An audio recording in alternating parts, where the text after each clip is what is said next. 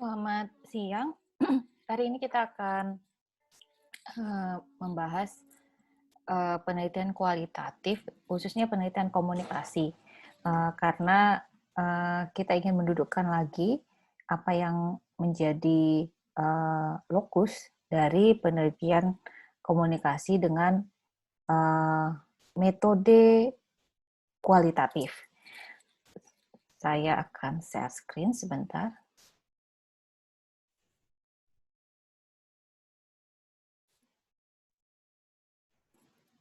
Nah, jadi ada dua terminologi di sini, penelitian komunikasi. Artinya, penelitian yang Anda buat ini memiliki unsur komunikasi. Unsur komunikasinya di mana? Komunikasi di aspek yang mana, kemudian lokusnya yang mana, nanti kita akan bicarakan. Jadi, banyak usulan dari kelas kemarin yang dia membuat tema-tema yang tidak terkait unsur komunikasinya. Artinya setiap tema sebenarnya memiliki kemungkinan menjadi penelitian komunikasi, tetapi harus ditunjukkan di bagian mana dan itu harus nampak di dalam tema atau judulnya, begitu ya, kira-kira. Nah, ada 5 aspek komunikasi. Sebenarnya materi ini sudah saya paparkan di sekitar 2 minggu yang lalu ya. 3 minggu yang lalu. Jadi biasanya penelitian komunikasi itu menyangkut intrapersonal, interpersonal, kelompok kecil, organisasi, dan media massa. Nanti Anda bisa perkaya karena media massa dengan new media atau media baru itu memiliki distinction atau memiliki perbedaan begitu ya. Tapi ini nanti akan Anda pelajari. Tapi kira-kira dia ada di new media ini menjadi turunan dari media bukan turunan ya, varian atau kelanjutan dari media massa. Bagaimana nanti ciri-cirinya mungkin Anda akan pelajari di kuliah-kuliah berikutnya. Tapi kira-kira dia punya ciri khas yang mirip dengan media massa. Baik, saya ke atas dulu ya, ke intrapersonal. Intra berarti di dalam ya. Ini mencakup pembicaraan dengan diri sendiri, berpikir tentang bagaimana merespon suatu kejadian di sekitar. Hal-hal yang kita komunikasikan dengan diri sendiri. Ini sering sekali misalnya penelitian-penelitian di bidang yang berkaitan dengan pengambilan keputusan ya, apa yang menyebabkan seseorang misalnya melakukan A, melakukan B, misalnya memilih merek, begitu ya. Unsur-unsur apa yang mempengaruhi keputusan seseorang. Nah, itu dia intrapersonal. Memang ini nanti sering sekali beririsan dengan psikologi ya, karena ini self ya, looking through through the mirror gitu ya, seperti melihat cermin ya, self ini ya, diri sendiri gitu ya. Jadi hati-hati, jangan sampai di sini yang memang harus dihati-hatikan sekali adalah jangan sampai intrapersonal ini murni psikologi gitu ya, jangan sampai di situnya, tapi dia harus fokusnya adalah di unsur komunikasinya begitu ya. Saya melihat sih semakin kemari penelitian-penelitian yang sangat mikro ya, sangat mikro ya, sangat sangat detail terhadap teori-teorinya bahkan sangat menyangkut psikologi ya, sangat beririsan dengan teori-teori psikologi gitu. Saya melihat sih memang semakin meskipun masih dipergunakan tapi trennya sudah tidak lagi di intrapersonal gitu ya. Namun demikian ini masih bisa dilakukan gitu ya sepanjang dia memang yang diteliti adalah unsur komunikasinya. Kemudian yang kedua, interpersonal. Ini komunikasi yang terjadi antara seseorang dengan sekelompok kecil orang, mencakup pembicaraan antara dua orang di mana keduanya saling terlibat pembicaraan. Nah, ini yang paling penting di sini adalah saling terlibat ya. Jadi bukan, bukan satu mendengarkan yang lain ya, interpersonal ini dua-duanya saling mendengar dan berbicara gitu. Jadi dia tidak salah satunya saja yang mendengar, salah satunya berbicara begitu ya. Sekelompok kecil berarti mungkin 2 atau 3 orang gitu ya. Jadi engagement-nya itu tinggi memang gitu ya, tidak ada yang satu memerintah, satu kemudian mendengarkan begitu ya. Ini bedanya dengan komunikasi kelompok kecil. Ini kelompok kecil itu, dia komunikasi dalam sebuah kelas, di mana kelompok tersebut cukup banyak sehingga tidak semua orang dapat saling berbicara. Kita mungkin saling mengenal, misalnya terdiri atas 20 orang, 30 orang, kita saling mengenal begitu ya, tetapi tidak semua orang dapat saling berbicara gitu ya. Jadi mungkin ketika kita di kelas atau ketika misalnya kelompok misalnya mmm, tim ya, tim kerja misalnya di salah satu, perusahaan begitu ya, perusahaannya ya, karena itu nanti sudah masuk komunikasi organisasi, tapi tim kerjanya gitu ya. Dia masuk ke dalam kelompok kecil gitu ya, misalnya 10 sampai 20 orang. Jadi tidak semua orang dapat saling berbicara gitu ya. Jadi, eee kalau 2 atau 3 orang itu kan kita bisa address ya, kita bisa menunjuk, A begini begini, B, jadi masih saling bisa, saling bisa bersahutan begitu. Tetapi kalau tim kecil ini ya, kelompok kecil misalnya, 10 sampai 20 orang itu kan, dia sudah tidak lagi semua orang. Bisa aja sih di dalamnya itu, ada yang saling dapat berbicara, tetapi tidak semua orang ya. Poinnya adalah tidak semua orang dapat saling berbicara. Kemudian organisasi ini terkait dengan bagaimana organisasi berkomunikasi dengan orang-orang di dalamnya dan pihak-pihak lain yang terlibat. Jadi komunikasi organisasi ini biasanya di perusahaan, di lembaga-lembaga sosial, begitu ya.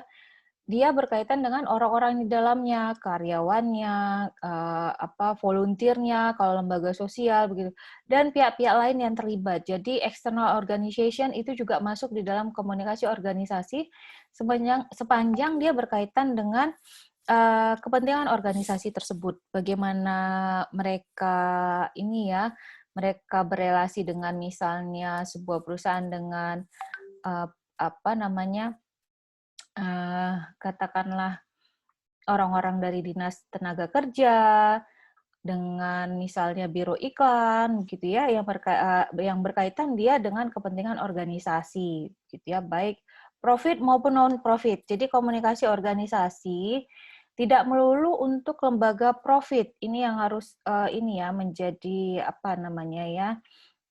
menjadi poin juga begitu. Jadi ketika Anda ingin melakukan penelitian, saya ingin melakukan penelitian, tetapi, misalnya di, LSM atau di lembaga misalnya lembaga voluntarisme seperti misalnya kita melihat ada Buddha Seci ya, itu kan, non-profit ya, bagaimana mereka misalnya berkomunikasi di dalamnya, membentuk misalnya semangat voluntarisme ya, Buddha Seci ini lumayan lumayan terkenal ya, lumayan populer ya.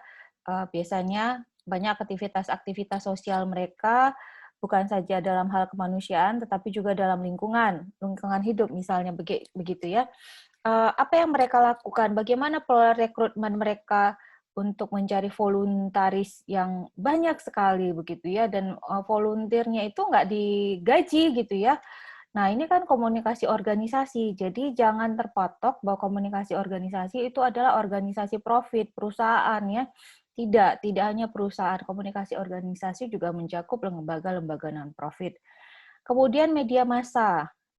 Ini radio, televisi, koran, film, dan lain-lain ya. Mmm, ini arus komunikasi mengalir dari pengirim pesan ke sejumlah besar penerima pesan. Arus komunikasi mengalir dari pengirim pesan ke sejumlah besar penerima pesan, maka namanya massa ya. Jadi kalau hanya, eee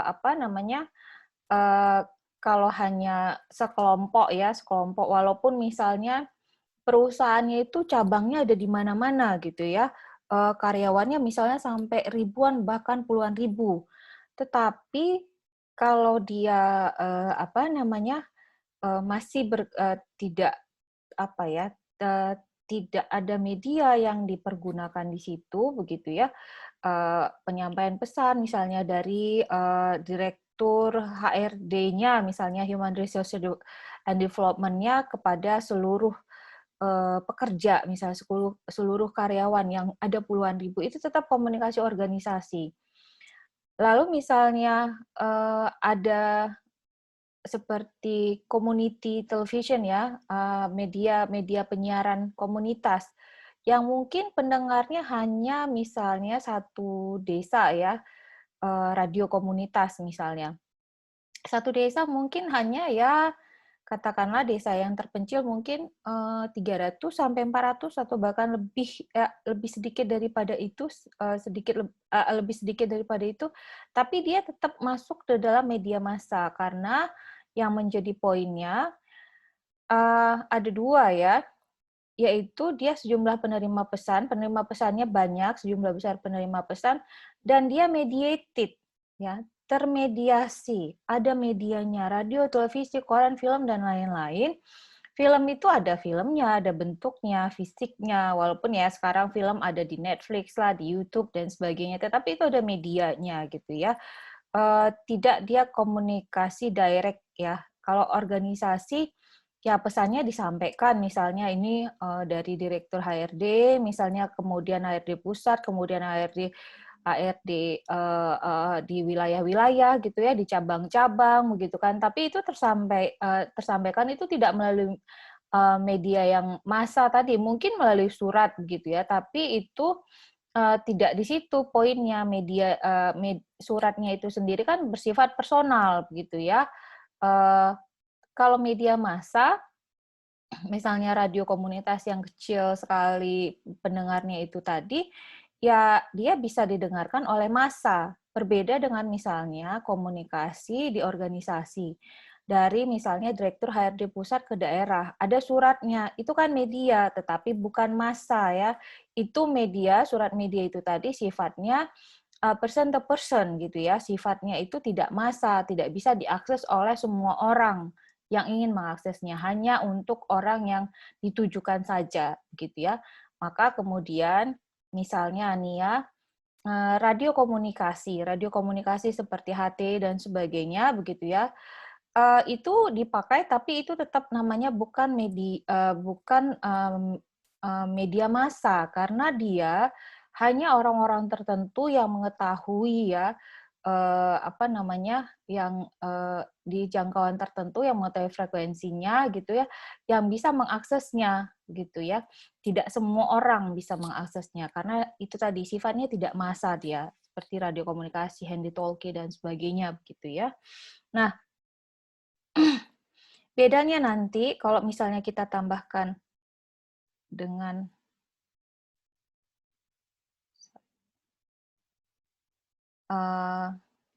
Kartika. Kartika ini belum jamnya ya, Dek? Jam 9 ya, Kartika ya? Oh ya, baik Bu. Maaf Bu. Saya masih merekam untuk komunikasi Metopel. Ya, jam 9 ya, Dek? Oke. Mohon maaf, tadi ada mahasiswa yang masuk ke ini apa dari kelas sebelah. Itu bedanya dengan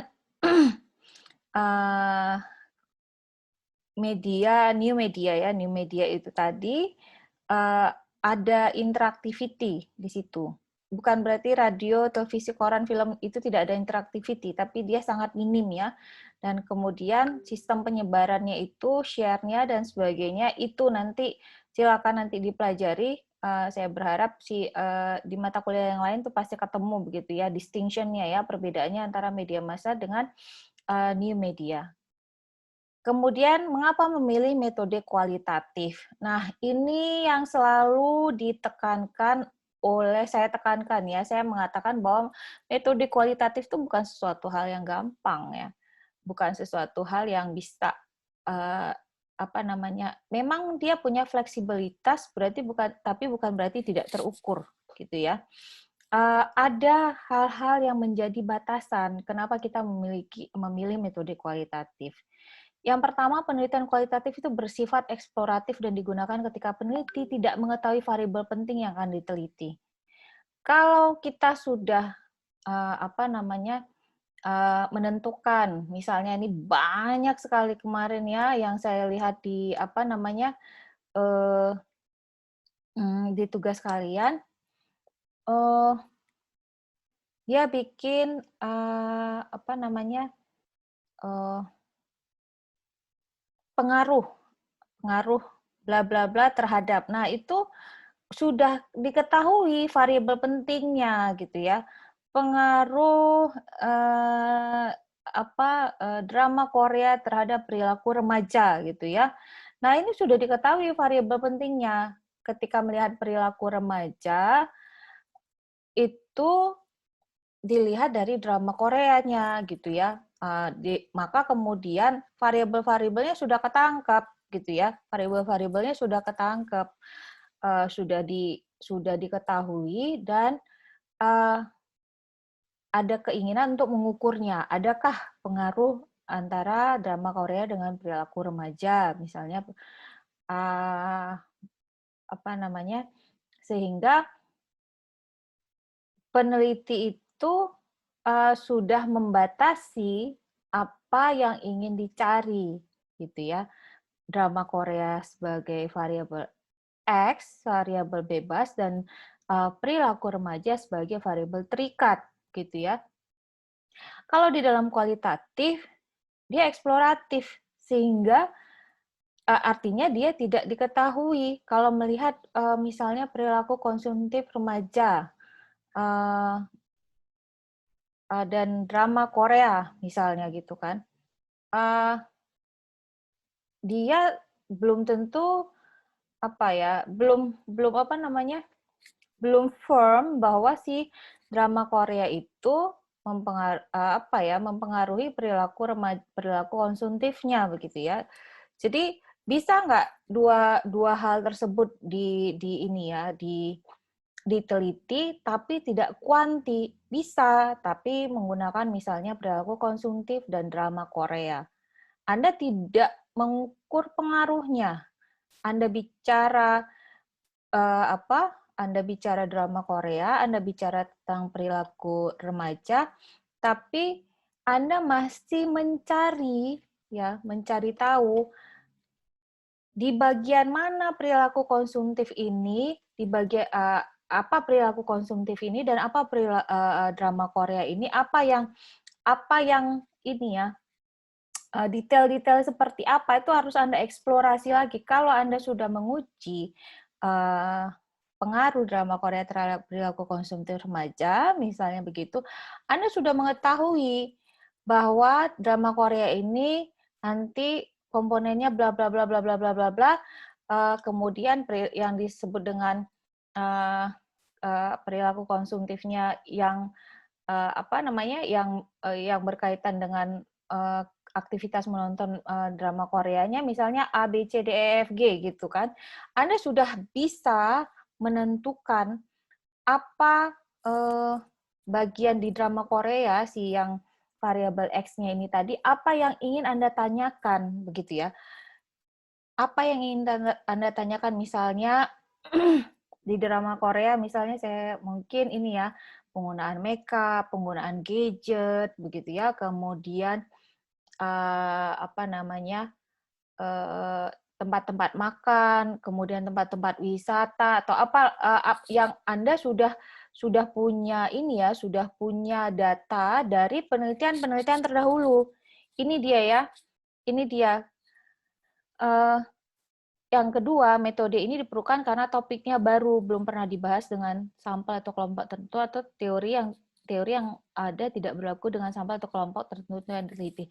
Jadi topiknya baru, belum ada yang meneliti tentang drama Korea dan perilaku konsumtif. Sehingga masih memungkinkan dia untuk eksploratif. Seorang peneliti melihat apa namanya, dia lihat nih orang-orang penonton-penonton yang ediktif terhadap drama Korea, kemudian perilaku konsumtifnya itu apa aja gitu ya, diteliti gitu kan, dia mengikuti, dia melihat apa barang-barang di kamarnya, dia melihat apa. Fauzan, kita belum masuk ya Dek, jam 9 ya, tolong keluar dulu dari kelas. Fauzan, Fauzan tolong keluar dulu dari kelas Dek. Ya, jadi sebentar saya harus masukkan dulu ya ke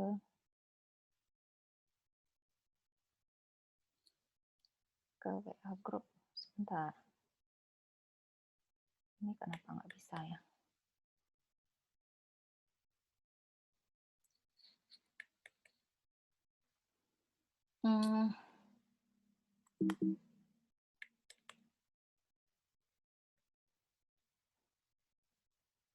Ini sudah banyak sekali orang-orang yang mau masuk. Oke, bentar ya. Saya akan ini.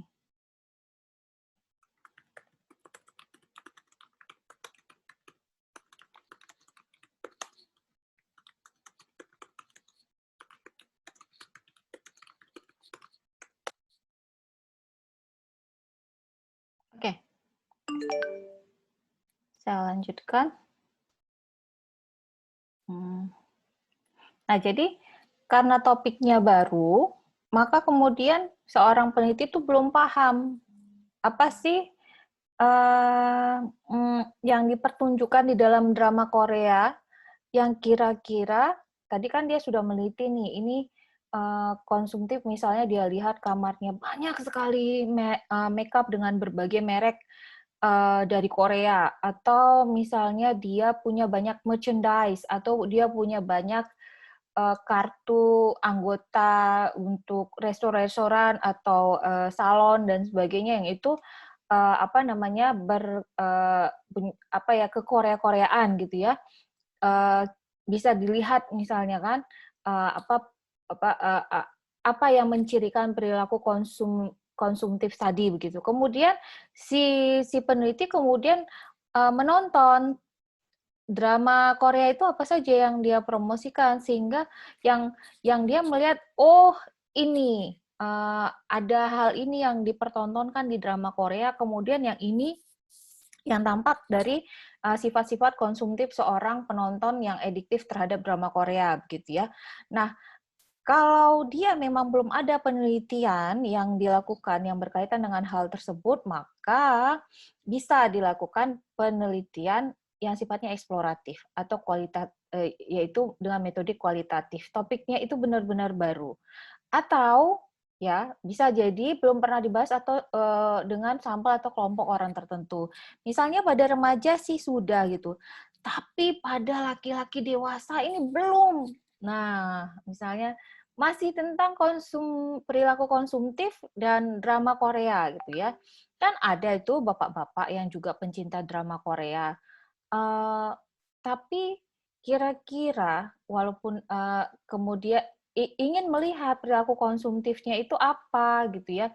Kemudian drama Korea itu apa? Apakah kemudian mereka ke salon juga, atau misalnya lebih kepada membeli merchandise, mungkin tidak ya, membeli barang-barang yang baju-baju atau jaket yang itu tampak yang dipakai oleh aktor-aktor di drama Korea, misalnya seperti itu ya contohnya ya.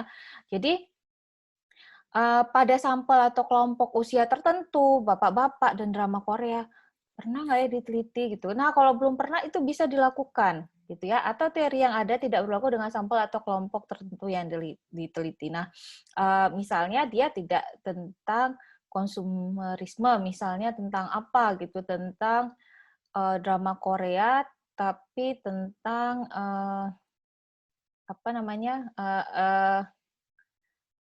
yang pada laki-laki, drama Korea pada laki-laki ya, sampelnya pada laki-laki, sehingga teorinya tidak ada gitu, tidak berlaku dengan sampel atau kelompok tertentu tadi ya. Jadi sampelnya belum pernah diteliti sehingga teorinya juga tidak pernah dilihat pada laki-laki dewasa. Misalnya kalau perilaku konsumtif itu lebih ke misalnya remaja ya, anak-anak begitu ya, perempuan biasanya gitu. Jadi sering sekali misalnya yang saya sih yang sependek ingatan saya kalau perilaku konsumtif itu kepada laki-laki dewasa mungkin belum ketemu kali ya teorinya, atau mungkin saya yang ini ya, saya yang kurang banyak baca gitu.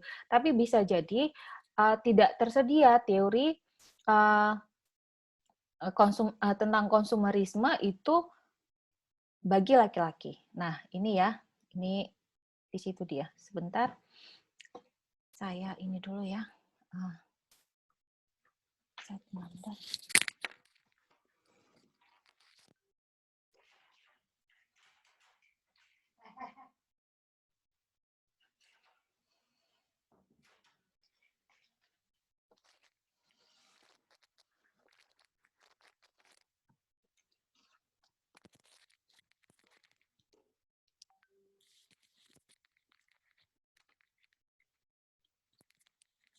Oke, kita lanjut dua slide lagi.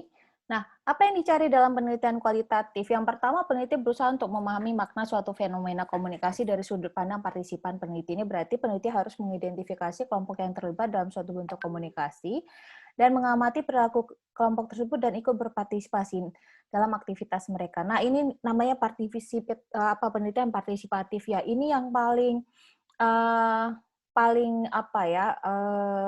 sering dilakukan begitu ya. Jadi kalau peneliti hanya wawancara begitu ya, hanya wawancara satu dua kali bahkan mungkin hanya satu kali misalnya, itu sebenarnya bukan kualitatif ya, itu lebih kepada penelitian kuanti cuma bentuknya wawancara begitu ya.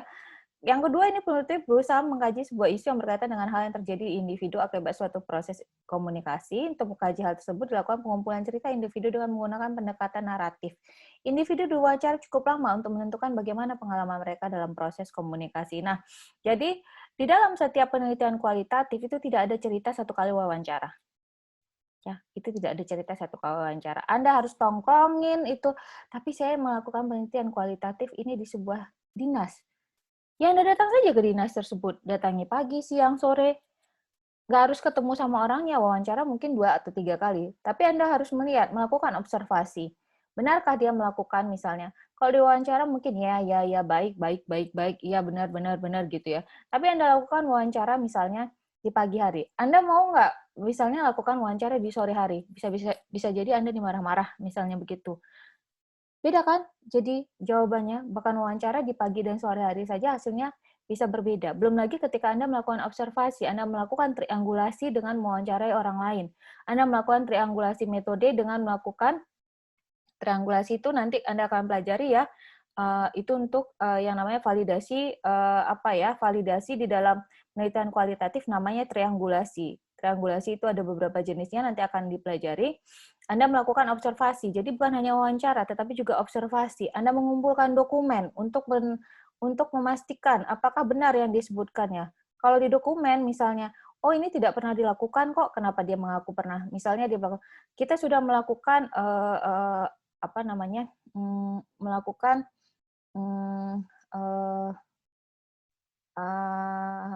kegiatan di desa A, B, C, D, F, G sampai Z gitu ya semua. Padahal cuma 5 atau 4 desa gitu ya kan.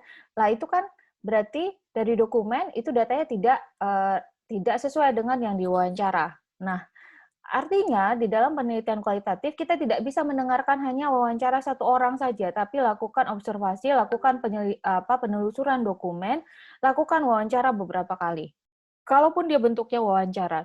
Apalagi kalau penelitian partisipatif, Anda ikut. Saya melakukan penelitian tentang komunikasi bencana. Saya ikut ketika masa tanggap darurat, saya ikut di dalam tim yang turun di daerah bencana. Itu partisipatif, walaupun mungkin Anda tidak 100% bekerja seperti mereka. Tapi Anda turun ke sana, Anda melihat, Anda bahkan ikut misalnya membantu yang gotong-gotong alat bila perlu, begitu ya. Nah, yang terakhir lokus penelitian komunikasi ya. Yang pertama komunikatornya. Ini hal yang diteliti adalah semua yang terkait dengan si pembuat pesan, termasuk pengalaman, sikap, pengetahuan, keterampilan, persepsi, serta budaya komunikator yang dapat mempengaruhi pesan yang dibuat komunikator. Komunikator yang berbicara, yang membuat pesan. Komunikan, ini hal yang diteliti adalah si menerima pesan, baik perseorangan, kelompok, maupun organisasi.